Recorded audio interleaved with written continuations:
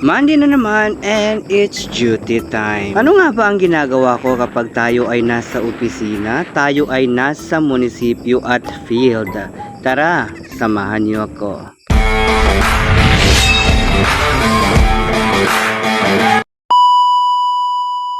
Maaga pa lang ay naglinis na ako sa opisina dahil of course bilang empleyado, it's our duty na linisin ang ating pinagtatrabahuhan so that kapag dumating po ang ating mga kliyente, dumating po ang ating like me, mga farmers sa mga kliyente po natin, ay maganda po yung feeling or magustuhan po nila yung itsura ng office natin, hindi makalat, hindi madumi. Malinis po na mamboy, kwarto nila, sera niya, opisina nila na niya, mapiyagid, pagangayan, ma'am. Tapunan dito. So, papers, metals. So, dito ko na lang.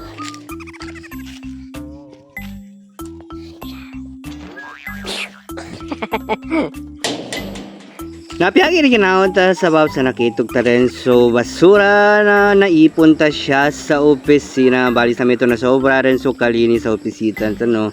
Very pleasant na po siya. No? Welcoming na po sa mga bisitang darating. So of course after po natin magtapon, maglinis ng ating kwarto, ating office, ay tumutulong din po tayo sa paglilinis ng ating mga CR po dito. No? So yan, tinutapunan po natin ng tubig. Yan, binubuhusan po natin para sumasanggi na mawa, no? Actually guys, no, kanina nalinisan ko na po yan. So parang for the video po, no, dahil hindi natin na-videohan kanina for the vlog, kaya yan nagtapon-tapon tayo ulit ng tubig dyan. Pero actually natapos ko na po yan kaninang linisan. Dalawang CR po diyan, no? So yan po, ganito po pala yung itsura ng aming office dito sa may Kabuntalan. Ayan. So after natin maglinis, no, magtapon ng basura, maglinis ng CR, ngayon bili naman po tayo ng tubig. Natin bili tayo ng tubig kasi walang tubig.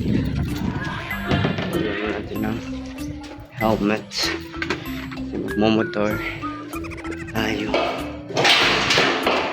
Ito.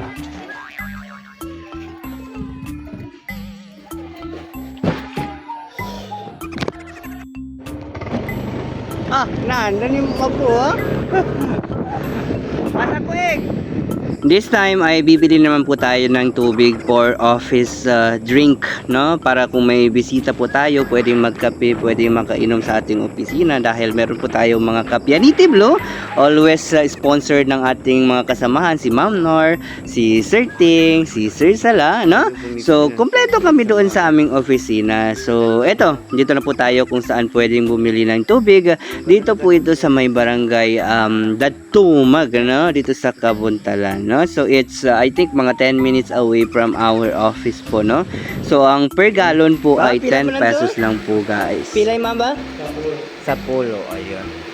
So okay, sukran. Dahil wala pa masyadong tao, no? Ginawa na rin po natin ng pagwawalis din sa building natin dito or building ng opisina dito sa munisipyo, no? So all around po tayo. Naglinis po tayo ng ating opisina sa room, naglinis po tayo ng CR, bumili po tayo ng tubig at ngayon naglinis pa tayo, nagwalis pa tayo dito sa labas. O, di ba? For the content. Hindi, pero lang, no? Ginagawa po talaga natin yan. Tumutulong po tayo sa kanila. Kasi naman, of course, kasali rin tayo sa gumagamit ng building or office na yan siya, no? So after po natin maglinis and gawin lahat yon, nag-field naman po tayo. And of course, kasama natin ang buong team ng Kabuntalan. And that's it for today's video. Bye-bye!